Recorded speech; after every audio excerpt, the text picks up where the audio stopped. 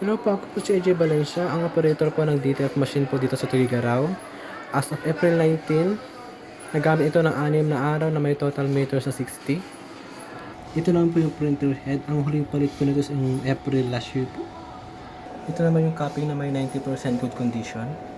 Head clean.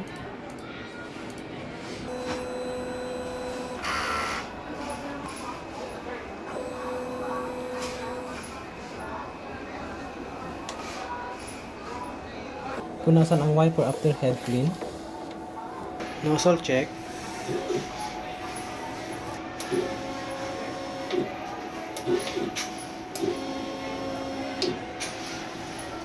Ito naman yung ink tank area. Ang ink system is tama lang.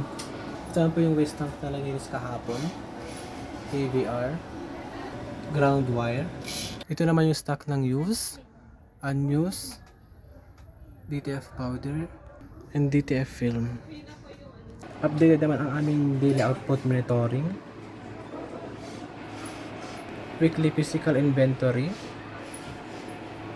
and consumable withdrawal, and daily maintenance.